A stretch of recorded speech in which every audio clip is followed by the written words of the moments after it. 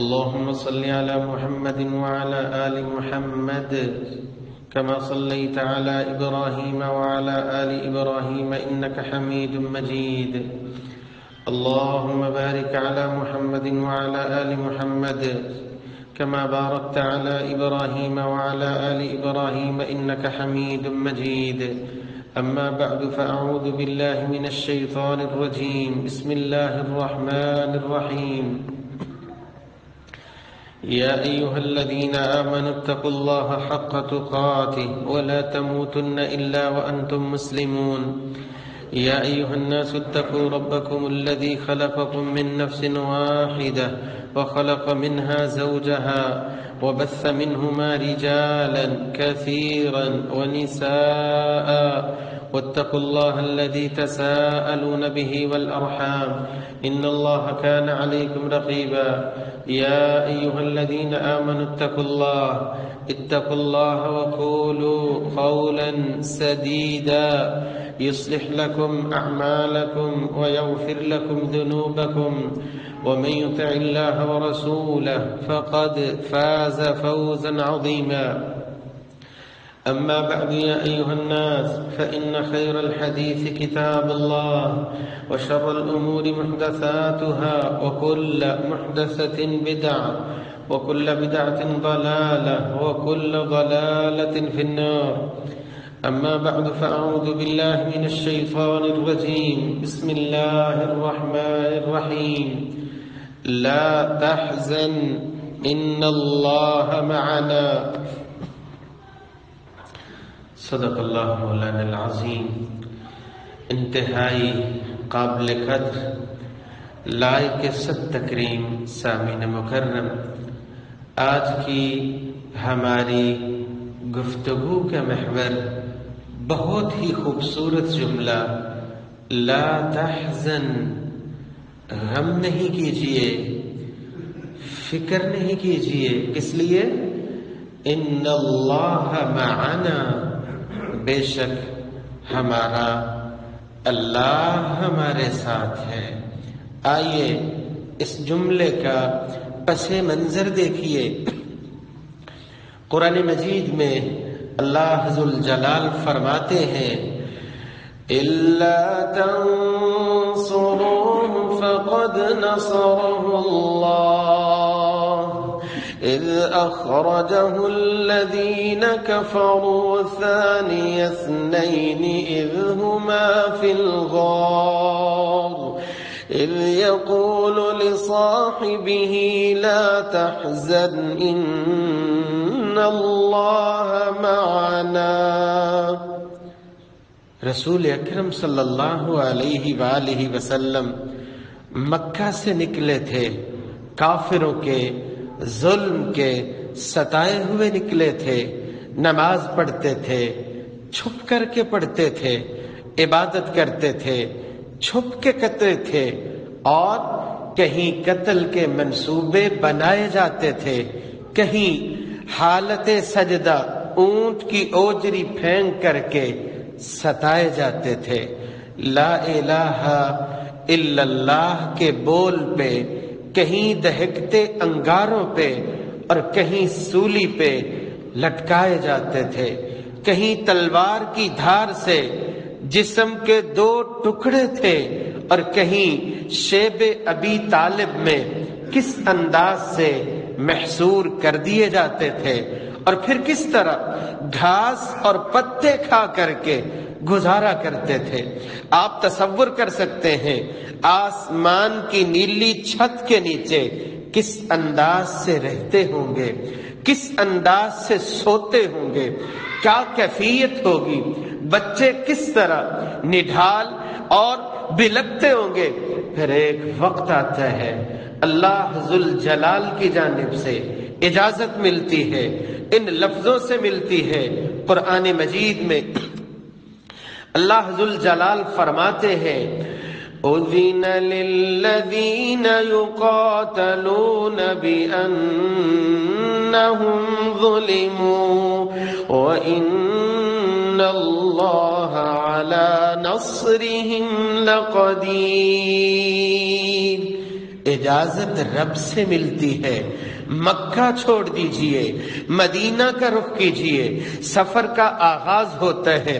صدیق کے کانوں میں نبوت کی زبان سے ہجرت کی آواز پہنچتی ہے۔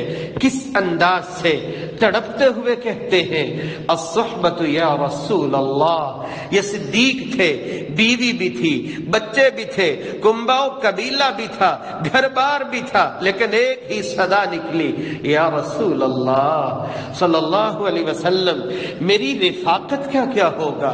محبت مصطفیٰ اور رفاقت مصطفیٰ کے مقابلے میں بیوی پیچھے، اولاد پیچھے، کنبا و قبیلہ پیچھے، جائیداد، کاروبار پیچھے، ادھر نبوت کی زبان سے بشارت نکلتی ہے، میرا رفیق سفر ہوگا، ابو بکر صدیق ہوگا۔ خوشی کے آنسو جاری ہوتے ہیں، صدیق کی آنکھوں سے خوشی کے آنسو جاری ہو جاتے ہیں۔ امی عائشہ رضی اللہ عنہا یہ منظر دیکھتی ہیں، فرماتی ہیں مجھے اللہ کی قسم زندگی میں پہلے یہ تصور ہی نہیں تھا، علم ہی نہیں تھا کہ آنکھوں میں آنسو بھی آتے ہیں، خوشی کی وجہ سے آنکھوں میں آنسو بھی آتے ہیں۔ جو آنسو اس خوشی میں نکلے صدیق کی آنکھوں میں کہ میں رفیق سفر ہوں گا محمد الرسول اللہ صلی اللہ علیہ وآلہ وسلم کے ساتھ ہجرت کے اس سفر میں رفیق سفر ہوں گا۔ سفر جاری ہوتا ہے، یہ صدیق اکبر ہے، کبھی پریشانی میں محبوب کے آگے چلتے ہیں، کبھی پیچھے چلتے ہیں، کبھی دائیں چلتے ہیں، کبھی بائیں چلتے ہیں۔ سبحان اللہ، رسول اکرم صلی اللہ علیہ وآلہ وسلم پوچھتے ہیں ابو بکر کیا پریشانی ہے؟ کہا یا رسول اللہ میں دائیں چلتا ہوں، ڈرتا ہوں بائیں سے کوئی ظالم وار نہ کر دے، میں پیچھے چلتا ہوں، ڈرتا ہوں آگے سے کوئی وار نہ کر دے، آنے والا تیر لگے ابو بکر صدیق کو لگے، میرے محبوب کو کہیں کوئی دکھ اور تکلیف نہ پہنچے۔ چشم فلک نے پھر یہ نظارہ بھی دیکھا، پتھریلی زمین تھی، ابو بکر صدیق ہے جنہوں نے کندھوں پہ اٹھایا ہوا ہے اپنے یار اور محبوب کو اٹھایا ہوا ہے، غار کے دروازے پہ پہنچے ہیں۔ یا رسول اللہ صلی اللہ علیہ وسلم ذرا رکیے، میں دیکھتا ہوں بیان کرنے والے لکھنے والے یہ لکھتے ہیں جتنے بھی سوراخ تھے سبھی کے سبھی بند کرتے ہیں، کس طرح صفائی کرنے کے بعد اپنے محبوب کو بلاتے ہیں۔ گود تھی ابو بکر صدیق کی، گود تھی، سر رکھا تھا محمد الرسول اللہ صلی اللہ علیہ وسلم نے رکھا تھا۔ اللہ کے نبی صلی اللہ علیہ وآلہ وسلم کی نیند میں کس انداز سے خلل واقع نہیں ہونے دیا، وہ منظر بھی کیسا ہوگا۔ دروازے پہ، غار کے دروازے پہ پاؤں نظر آتے تھے، مشرکین مکہ کے آوازیں سنائی دیتی تھی۔ پریشانی کی اس کیفیت میں ابو بکر صدیق بولتے ہیں یا رسول اللہ یہ تو سر پہ آن پہنچے ہیں۔ تب اللہ کے پیغمبر نے فرمایا تھا لا تحزن لا تحزن ان اللہ معنا، فکر نہیں کیجئے، غم نہیں کیجئے، ان اللہ معنا، اللہ ہمارے ساتھ ہے، اللہ ہمارے ساتھ ہے۔ اس جملے میں اتنی پاور ہے، اس جملے میں اتنی قوت ہے، ایمان زندہ ہو، اللہ پہ توکل ہو، اللہ پہ بھروسہ ہو، یہ انسان کو کس انداز سے کھڑا کر دیتا ہے، پہاڑوں سے بھی ٹکرا جائے۔ لا تحزن، غم نہیں کیجئے، فکر نہیں کیجئے، دنیا ساری اکٹھی ہو جائے، ان اللہ معنا، ہمارے ساتھ ہے، ہمارے ساتھ ہے، ہمارا رب ہمارے ساتھ ہے۔ آج میرا احساس یہ کہتا ہے اگر میں نے دین کو اپنا لیا ہے، مصیبتیں تو آئیں گی، پریشانیاں تو آئیں گی، نیکی کی راہ میں ہزاروں رکاوٹیں کیوں نہ ہو، کبھی خود کو مخاطب کیا کرو لا تحزن، نیکی کے اس سفر میں فکر نہیں کیجئے، غم نہیں کیجئے، کیونکہ راستہ نیکی کا ہے۔ ان اللہ معنا، دنیا مکھ موڑتی ہے تو موڑ لے، ہمارے ساتھ ہے، ہمارا اللہ ہمارے ساتھ ہے۔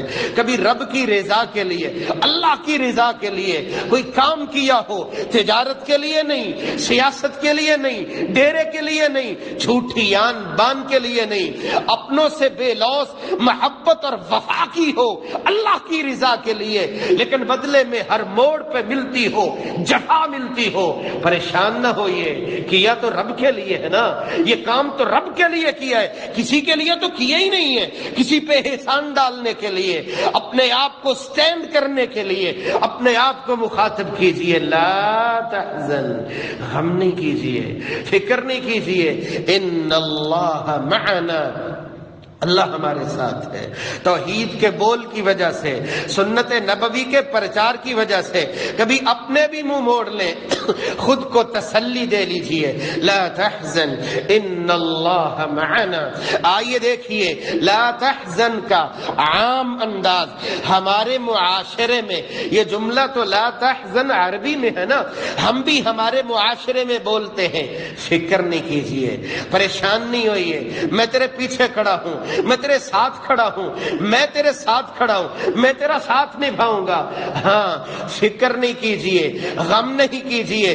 کبھی کبھی اچھائی کے معاملے میں ہو تو اولادیں بھی اچھائی کا سفر بڑا کرتی ہے، لیکن میرے بھائیوں، بے نصیبی اور محرومی اس وقت اس بندے کو گھیر لیا کرتی ہے جب ایک والد ہی، جب ایک بڑا ہی اپنے بیٹے کی، اپنے کسی اپنے کی پشت پناہی میں اس کو حوصلہ دیتا ہے۔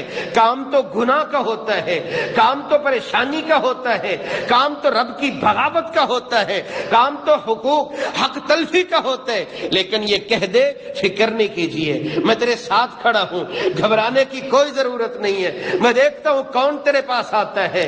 یوں سفر پھر شیطان کی معیت میں رب کی بغاوت کا چل نکلتا ہے۔ جتنا وہ بچہ اس شر میں آ کے اپنی زندگی میں اللہ کی بغاوت میں سفر طے کرتا ہے، اس کا حوصلہ بڑھانے والا اس کا معاون ثابت ہوتا ہے، اور وہ گناہ اس کے کھاتے میں تو جاتا ہی جاتا ہے، گناہ پہ شاباش کی وجہ سے وہ مسلسل گناہ اس بندے کے کھاتے میں بھی لکھا چلا جاتا ہے۔ لیکن جب ہم اس جملے کو دیکھتے ہیں جو بول رہا تھا محمد الرسول اللہ صلی اللہ علیہ وآلہ وسلم نے بولا تھا، ذرا دیکھیے کس نے بولا تھا؟ اللہ کے نبی نے بولا تھا۔ کس کو بولا تھا؟ امت محمدیہ میں سے سب سے اونچی شخصیت ابو بکر صدیق رضی اللہ عنہ سے بولا تھا، محبوب نے بولا تھا، یار غار سے بولا تھا۔ ہاں آگے بڑھیے، استاد نے بولا تھا، شاگرد رشید سے بولا تھا، سب سے بڑے مزکی، مربی اور معلم ربانی نے بولا تھا۔ لیکن یہ بولنے کا انداز بھی میرے بھائیوں اس بندے کو نصیب ہوگا، اس بندے کو نصیب ہوگا جو راستہ اختیار کرے، دین کا اختیار کرے، اپنے لختے جگر کو سمجھائے، اپنی بیٹی کو سمجھائے، اپنے دوست کو سمجھائے، یہ دین کا راستہ ہے۔ الجھنوں کا، مصیبتوں کا، پریشانیوں کا، مصائب کا، مسائل کا اس دنیا میں یہ رب کا بنایا ہوا قاعدہ ہے۔ تم دین پہ چلتے ہو، ایمان بڑھتا ہے، تم دین پہ چلتے ہو، اللہ کے ساتھ تعلق بڑھتا ہے۔ جو اللہ کے تعلق میں تم بڑھتے جاؤ گے، آزمائشیں بھی بڑھتی جائیں گی۔ یبتلی الرجل علی حسب دینی، نبی ابراہیم علیہ السلام نے کیا کم دکھ اٹھائے تھے؟ محمد الرسول اللہ صلی اللہ علیہ وآلہ وسلم کو کس انداز سے ستایا نہیں گیا؟ تو نیکی میں حوصلہ بڑھائیے، نیکی میں فکر دیجئے۔ محمد الرسول اللہ صلی اللہ علیہ وآلہ وسلم فکر دیتے ہیں، اپنی بیٹی کو بلاتے ہیں۔ یہ سیدہ فاطمہ رضی اللہ تعالی عنہا، بیٹی کا درد کیا ہوتا ہے یہ اس باپ سے ہی پوچھئے، بیٹیوں والے ہی سمجھتے ہیں۔ پھر اللہ کے نبی صلی اللہ علیہ وسلم اپنی بیٹیوں کے معاملے میں کیا درد دل رکھتے تھے، اپنی بیٹی کو مخاطب کرتے ہیں، سلینی ما شئتی، بیٹا دنیا میں مانگ لو جو مانگتے ہو، آخرت میں تیرا بابا بھی تیرے کام نہیں آئے گا۔ یہ فکر ہے جو اپنی اولاد تک کنورٹ کرنی چاہیے، یہ فکر دینی چاہیے، یہ فکر دینی چاہیے، یہ سوچ دینی چاہیے، ہاں دنیا میں کھڑا ہوں، جہاں آپ حق کے ساتھ کھڑے ہو وہاں پہ کھڑا ہوں۔ وَإِذَا قُلْتُمْ فَاعْدِلُوا وَلَوْ كَانَ ذَا قُرْبَى وَلَوْ كَانَ ذَا قُرْبَى۔ لیکن عمومی طور پہ ہمارے معاشرے کی ایک تصویر یہ بھی ہے کہ میں اور آپ نیکی کی راہ میں تو تسلیاں کم ہی دیتے ہیں، بلکہ اس کے الٹا لا تحزن، فکر نہیں کیجئے، مال کی بات ہو، پیسے کی بات ہو، کاروبار کی بات ہو، اور میں اگر یہ بھی بول دوں نماز بچے نے چھوڑ دی پرواہ نہیں ہے، کچھ غلط کیا کوئی بات نہیں ہے، کسی پہ زیادتی کر کے آیا، یہ جملے بھی جہالت پہ مبنی ہماری ہی زبانوں سے نکل، او بھائی کوئی بات نہیں ہے، ہم گاؤں کے چودھری ہیں، ہم وڈیرے ہیں، فکر کی ضرورت نہیں ہے، میں دیکھتا ہوں کون آتا ہے۔ نہیں، اصل تو یہ تھا نیکی پہ حوصلہ بڑھاتے، اصل تو یہ تھا اس کو فکر دلاتے۔ یہ میرے بھائیوں شیطان کا ایک وار ہے، بہت بڑا وار ہے۔ آئیے دیکھیے شیطان کس انداز سے وار کرتے۔ قرآن مجید میں اللہ ذوالجلال فرماتے ہیں یا ایھا الانسان ما غرک بربک الکریم الذی خلقک فسواک فعدلک۔ یہ شیطان کا وار ہے، وہ دل میں ڈالتا ہے، وہ تو غفار ہے، وہ رحیم ہے، ہاں اب تم کر لو بعد میں توبہ کر لینا، لیکن شریعت نے یہ سکھلایا ہے ایاکم ومحقرات الذنوب، اجتناب کر لو گناہوں کو، حقیر جاننے سے اجتناب کر لو۔ دو حالتیں صحیح بخاری میں رسول اکرم صلی اللہ علیہ وآلہ وسلم نے بیان فرمائی، ایک بندہ مومن کی حالت ہے اور ایک فاجر اور رب کے باغی کی حالت ہے۔ اس سے پہلے کہ آپ نبی کی زبان سے نکلے ہوئے یہ بول سنیں، اپنے اپنے گریبان میں جھانکیے، سینے پہ ہاتھ رکھ لیجئے۔ صحیح بخاری کی روایت 6308 نمبر، ابن مسعود رضی اللہ عنہ اس حدیث کے راوی ہیں، فرمایا ان المؤمن یرا ذنوبہ کأنہ قاعد تحت جبل یخاف ان یقع علیہ۔ بندہ مومن کی حالت یہ ہوتی ہے چھوٹی سی غلطی ہو جائے، چھوٹا سا گناہ ہو جائے، اس کو اتنا ڈر لگتا ہے جیسے کسی پہاڑ کے نیچے آنے والا ہو، اس کی زندگی ختم ہونے والی ہو، بے چینی لگی رہتی ہے، وضو کرتا ہے، 2 رکعتیں پڑھتا ہے، توبہ کرتا ہے، گڑ گڑاتا ہے، معافی مانگتا ہے، آنکھیں بہنے پڑتی ہیں، جسم لرزنے لگتا ہے، ہونٹ کانپنے لگتے ہیں، اللہ کے سامنے خود کو پیش کرتا ہے۔ وَإِنَّ الْفَاجِرَ يَرَى ذُنُوبَهُ كَذُبَابٍ مَرَّ عَلَى عَنْفِهِ۔ یہ رب کا باغی ہے، گناہ بھی کرتا ہے، منمانی بھی کرتا ہے، رب کی بغاوت بھی کرتا ہے اور سمجھتا ہی نہیں ہے۔ ایسے ہے جیسے چہرے پہ مکھی بیٹھی، ہاتھ اٹھایا اور مکھی کو اڑا دیا، پرواہ ہی نہیں ہے، پرواہ ہی نہیں ہے۔ یہ مجھے دیکھنا ہے، یہ مجھے دیکھنا ہے، میری زندگی میں منمانیاں کتنی ہیں، رب کی بغاوتیں کتنی ہیں، اللہ کی نافرمانیاں کتنی ہیں، اور میں ان نافرمانیوں کے معاملے میں بے پرواہ کتنا ہو جاتا ہوں، یا اپنے رب کے سامنے خود کو کس انداز سے پیش کرتا ہوں۔ آئیے شیطان کا وار دیکھیے میرے بھائیوں، یہ شیطان ہے جو یہ بات ذہن میں ڈالتا، بڑی زندگی ہے، توبہ کر لیں گے رب سارے ہی معاف کر دیتا ہے۔ شرک کتنا بڑا گناہ ہے، بہت بڑی گمراہی، فقد ضل ضلالا بعیدا، بہت بڑا ظلم، ان الشرک لظلم عظیم، جنت بھی حرام ہو جاتی ہے۔ فقد حرم اللہ علیہ الجنہ، جو شرک کرتا ہے ومأواہ النار، جہنم اس کا ٹھکانہ، نیکیوں کے پہاڑ بھی ہوں میرا رب ردی بنا دیتا ہے۔ فجعلناہ ہباء منثورا ولو اشرکوا لحبط عنہم ما كانوا يعملون۔ لیکن بحیثیت مسلمان یہ لا الہ الا اللہ بھی بول لے، قبر کے پر سجدے بھی کرے اور لا الہ الا اللہ زبان پہ بھی ہو اور نظر و نیاز غیر اللہ کی بھی ہو، پھر بھی شیطان کا یہ وار ہوتا ہے لا تحزن، فکر نہیں کیجئے، فکر نہیں کیجئے، کچھ نہیں ہوتا، یہ شیطان کا وار ہے، فکر نہیں کیجئے، کچھ نہیں ہوتا۔ کسی کو ناحق قتل کرنا کتنا بڑا جرم ہے۔ فجزاؤہ جہنم، بدلے میں جہنم ہوا کرتی ہے، خالدن فیہا، ہمیشہ ہمیشہ کی جہنم ہوا کرتی ہے۔ وغضب اللہ علیہ، اللہ کا غضب ہوا کرتا ہے۔ ولعنہ، اللہ کی لعنت ہوا کرتی ہے۔ واعد لہ عذابا عظیما، بہت بڑا عذاب اللہ تیار کیے ہوئے ہیں۔ فرمایا لقتل مؤمن اعظم عند اللہ من زوال الدنیا، ایک مومن آدمی کو قتل کرنا پوری کائنات کے قتل کے مترادف ہے۔ اللہ ذوالجلال اس کے بدلے میں پوری دنیا کو تہس نہس کر دے، اتنی قیمت ہے ایک بندہ مومن کی۔ شیطان یہ وار کرتا ہے، اور بھائی 100 آدمیوں کا قاتل بھی تو چلا تھا نا، اسے بھی تو معافی ملی۔ یہاں ڈیرے کے نام پہ، یہاں سیاست کے نام پہ، یہاں اپنی چند ٹکے کی پیلی کے نام پہ کتنے کتنے لوگ کس انداز سے قربان کر دیے جاتے ہیں۔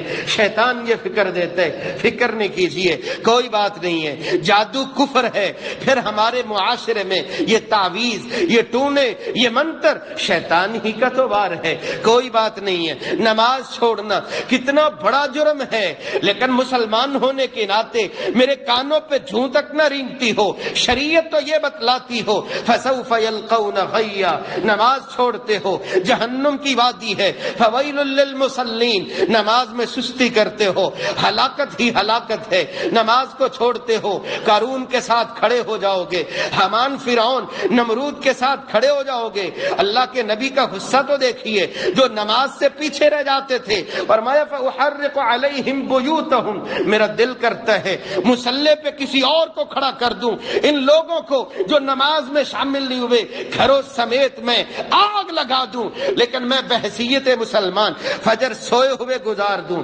ظہر سفر میں گزار دوں، عصر اپنی شاپ پہ گزار دوں، مغرب کسی پارک میں جاتے گزار دوں، عشاء کال پہ گزار دوں، اور تہجد تک کسی ڈرامے اور فلم میں گزار دوں، اور فجر اسی طرح سوتے ہوئے گزر جائے۔ یہ میری زندگی ہے، اور میرے کانوں پہ جھوں تک نہ رینگے، اور میں سمجھوں کہ میں لا الہ الا اللہ بولنے والا ہوں۔ اور شیطان کا یہ وار ہے، ابھی بڑی زندگی ہے، ابھی تو داڑھی کے بال سفید نہیں ہوئے، کبھی بزرگی آئے گی، نمازیں بھی پڑھ لی جائیں گی۔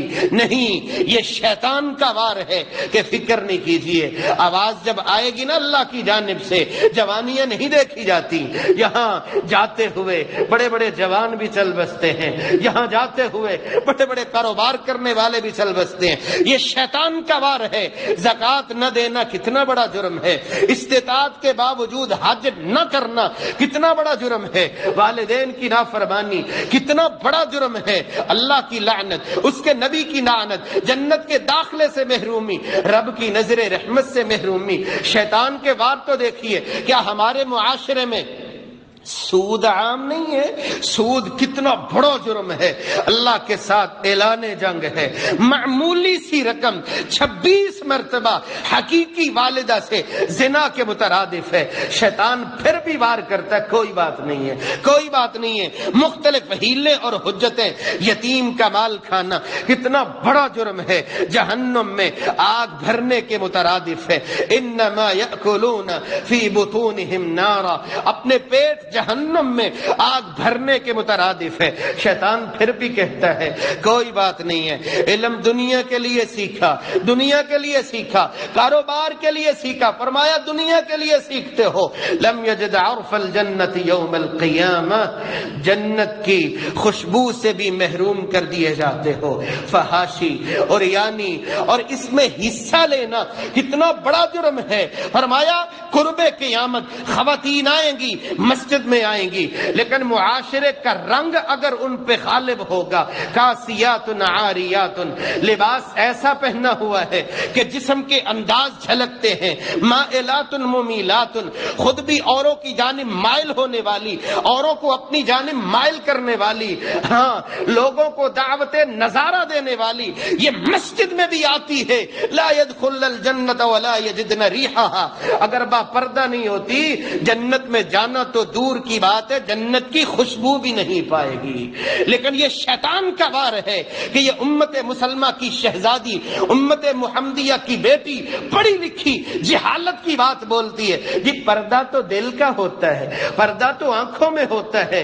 نہیں میرے بھائیوں، امی عائشہ رضی اللہ تعالی عنہا سے اگر کوئی پاکیزہ خاتون ہوتی تو ہم پھر کچھ تھوڑی دیر کے لیے سوچتے. حضرت خدیجہ رضی اللہ تعالی عنہا سے خوبصورت سیرت والی ہوتی.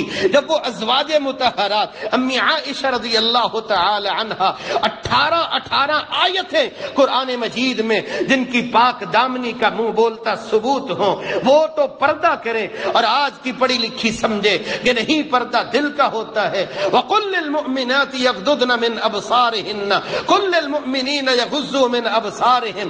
اور شریعت کا یہ قاعدہ اور کلیہ بأمر مجبوری دروازہ نوک ہوتا ہے، تم نے جواب دینا ہے.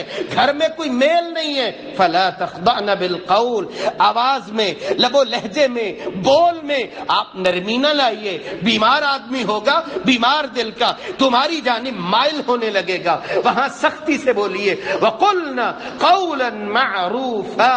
لیکن یہاں پہ ہم کہاں سے کہاں پہنچ چکے ہیں.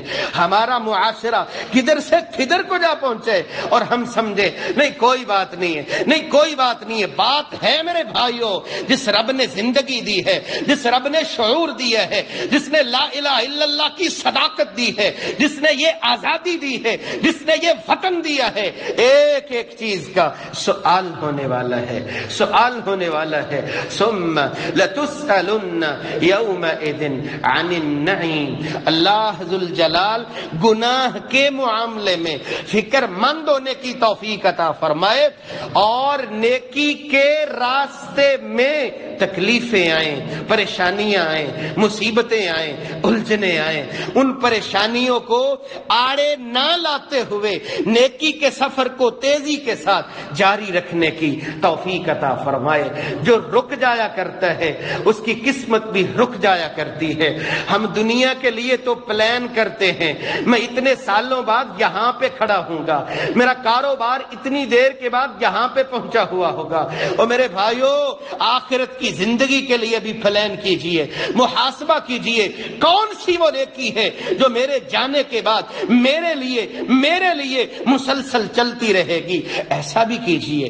دنیا بھی ٹھاٹ سے جیے، نہیں دنیا سے کنارہ کسی نہیں، دنیا بھی جیے، بچے اچھی انداز سے جیے. لیکن دنیا تو ضرورت ہے نا، ضرورت کو ضرورت پہ رکھیے، نظر آخرت پہ رہنی چاہیے.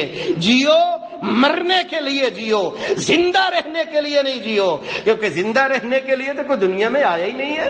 ہاں اب یہ پریشانیاں، الجھنیں، مصیبتیں، یہ ٹینشنیں، یہ تو بہت زیادہ ہیں. نیکی کی راہ میں جب آئیں، ان سے جان چھڑوانے کے لیے شریعت میری اور آپ کی کیا رہنمائی کرتی ہے کہ مجھے اور آپ کو یہ ٹینشنیں، یہ پریشانیاں ہماری رفتار میں رکاوٹ نہ بنے. کیا کرنا چاہیے؟ سب سے پہلی بات عقیدے کی اصلاح کیجیے. قرآن مجید میں اللہ ذوالجلال فرماتے ہیں ما اصاب من مصیبت الا باذن اللہ. کوئی بھی مصیبت آتی ہے وہ رب کے حکم اور فیصلے سے ہی آتی ہے. جبکہ دوسرے مقام پہ اللہ ذوالجلال فرماتے ہیں قُلْ لَن يُصِيبَنَا إِلَّا مَا كَتَبَ اللَّهُ لَنَا هُوَ مَوْلَانَا وَعَلَى اللَّهِ فَلْيَتَوَكَّلِ الْمُؤْمِنُونَ. ایمان کی فکر کیجئے. قرآن مجید میں اللہ ذوالجلال فرماتے ہیں وَنَجَّيْنَاهُ مِنَ الْغَمِّ وَكَذَلِكَ نُنْجِي الْمُؤْمِنِينَ. ایمان کی فکر تم کر لو، دنیا کی فکروں سے میرا رب تمہیں آزاد کر دے گا. اور تیسری بات اللہ کی رضا پہ راضی ہو جائیے. جتنی مرضی بڑی سے بڑی ٹینشن ہو، آپ کو زبان سے کیا بولنا چاہیے جو ایمان والے بولتے. کیا بولتے ہیں قرآن مجید میں اللہ ذوالجلال فرماتے ہیں الذین اذا اصابتهم مصیبۃ قالوا انا للہ وانا الیہ راجعون. انا للہ، ہم تو اللہ کے لیے ہیں، وَإِنَّا إِلَيْهِ رَاجِعُونَ، لوٹنا بھی اپنے رب کی جانب ہے. جب اس پریشانی کا رخ اللہ کی جانب موڑ دو گے وہ پریشانی نہیں رہے گی. دوسری بات، اللہ کی نعمتوں پہ غور کیجئے. جو نہیں ملا اس کا غم نہیں کیا کرتے، جو ملا ہے نا اس پہ الحمدللہ بولنے کی عادت بنا لیجئے. انظروا إِلَى مَنْ هُوَ أَسْفَلَ مِنْكُمْ، اپنے سے نچلے کو دیکھو. وَلَا تَنظُرُوا إِلَى مَنْ هُوَ فَوْقَكُمْ، اپنے سے اوپر نہ دیکھو، اوپر دیکھو گے نہ شکری آئے گی. اپنے سے نچلے کو دیکھو گے الحمدللہ کے زبان پہ بول آئیں گے. پانچویں بات، کفارہ گناہ کو دل میں جگہ دیجئے. کیا مطلب؟ رسول اکرم فرمایا کرتے تھے صلی اللہ علیہ وسلم ما يصيب المسلم من نصب ولا وصب ولا هم ولا حزن ولا اذى ولا غم حتى الشوكة يشاكها الا كفر الله بها من خطاياه ولا سقم. تمہیں بیماری پہنچتی ہے، تمہیں کوئی پریشانی پہنچتی ہے، تمہیں کوئی دکھ پہنچتا ہے، تمہیں کوئی تکلیف پہنچتی ہے، او بھائی پاؤں میں کانٹا بھی چبھ جاتا ہے، انا للہ پڑھتے ہو، اللہ کی رضا پہ راضی رہتے ہو، وہ کانٹا چبھنا بھی گناہوں کے لیے کفارہ بن جاتا ہے. اور یہاں پہ تو ٹینشنیں ہی ٹینشنیں ہیں.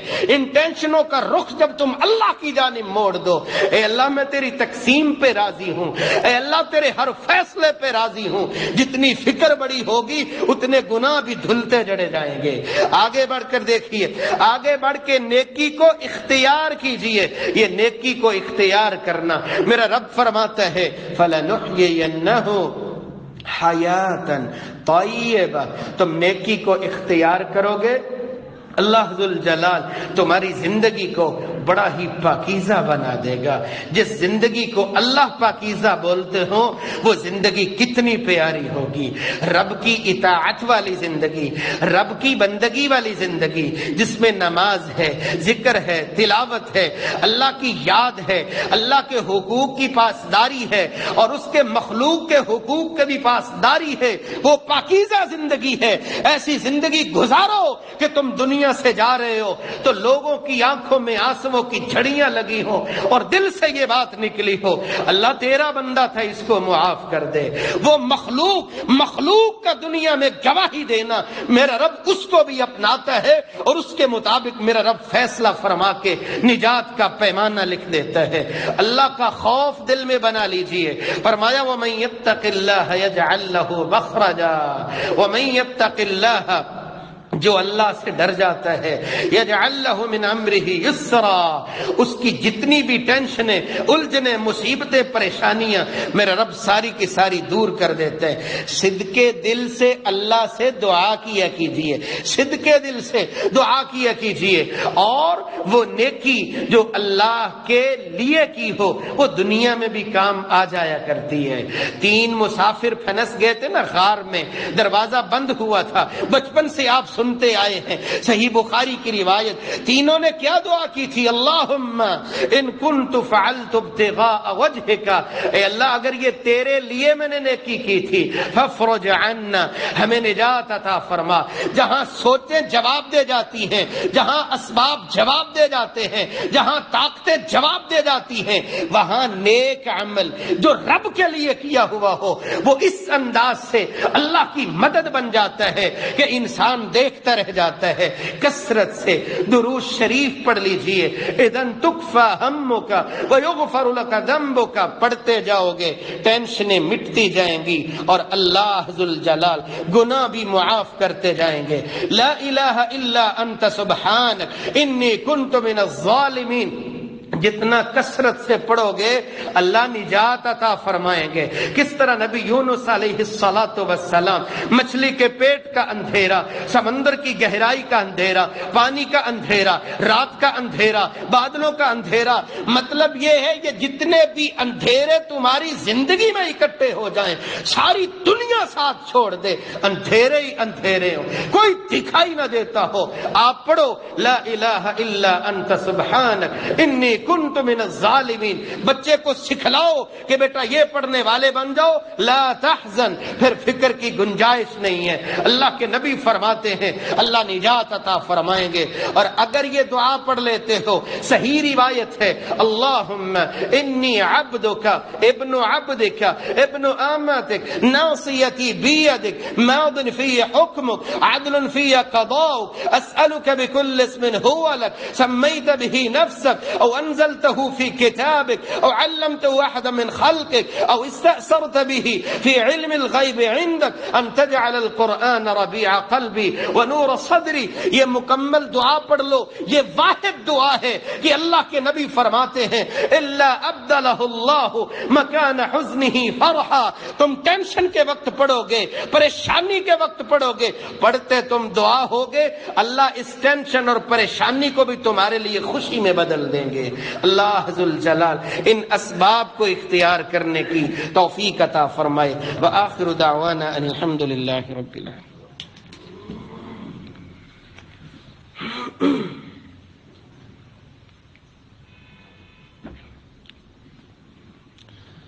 الحمد للہ علی احسانہ والشکر له علی توفیقہ وامتنانہ اشهد ان لا الہ الا اللہ وحدہ لا شریک له تعظیما لشانہ واشهد ان محمدا عبده ورسوله الداعی الى رضوانہ اما بعد فاعوذ باللہ من الشیطان فانه عدو للانسان لا تحزن، فکر نہیں کیجیے، غم نہیں کیجیے، نیکی کی آڑ میں اگر خود کو سکھلا لو، اپنی اولاد کو سکھلا لو، نیکی کا سفر اس جملے کے ساتھ تیز ہو جاتا ہے۔ اور اگر اس کے مقابلے میں گناہ پہ انہیں یہ تم سکھا دو فکر نہیں کیجیے، وہ گناہ کا سفر اتنی تیزی سے کرنے لگتے ہیں۔ نیکی کو اختیار کیجیے، نیکی کے لبائیے اور حوصلہ بڑھائیے کہ زندگی بھر وہ نیکی کو اختیار کرتے رہیں، اور نیکی میں آنے والے مسائل پہ لا تحزن ان اللہ معنا اس خوبصورت جملے کو بول کر کے اپنی قوت کو تازہ کرتے رہیں۔ یہی زندگی ہے اور یہی رب کی بندگی ہے۔ الہ العالمین جب تک رکھے ایمان کے ساتھ رکھے، اور جب بھی بلائے ایمان کی خوبصورت کیفیت میں بلائے۔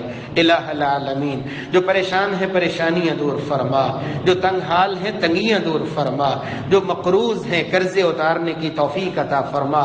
ہسپتالوں میں، گھروں میں، جہاں جہاں مسلمان بیمار ہیں کاملہ عاجلہ شفا عطا فرما۔ ملک پاکستان کی حفاظت فرما، اس کی سرحدوں کی حفاظت فرما، اور جو مأمور ہے ظاہری طور پہ ان کے گھر بار مال و جان میں برکت عطا فرما۔ ہم کمزور ہیں، خطا کار ہیں، سیاہ کار ہیں، اللہ جب تک رکھنا، نظر رحمت میں رکھنا، نظر کرم میں رکھنا۔ ہم بھول جاتے ہیں یا اللہ، ہم بھول جاتے ہیں، بار بار بھول جاتے ہیں، کبھی بھی ہمیں ہمارے اپنے حوالے نہ کرنا۔ یا اللہ تجھ سے تیری بندگی کا سوال کرتے ہیں، اطاعت کا سوال کرتے ہیں، کمزور ضرور ہیں، خطا کار ضرور ہیں، لیکن ہمارا ایمان ہے خالق بھی، مالک بھی، رازق بھی، داتا بھی، گنج بخش بھی، اللہ تو ہی تو ہے، وحدہ لا شریک ہے۔ یہی بول، ہمیں بلانا تو زبان پہ جاری کرنا، لا الہ الا اللہ۔ قبر کی وحشت سے بچا، تنہائی، تاریکی اور عذاب سے بچا، اور جنت الفردوس میں اپنے دیدار کا مستحق بنا۔ سبحان ربک رب العزت عما یصفون وسلام علی المرسلین والحمد للہ رب العالمین۔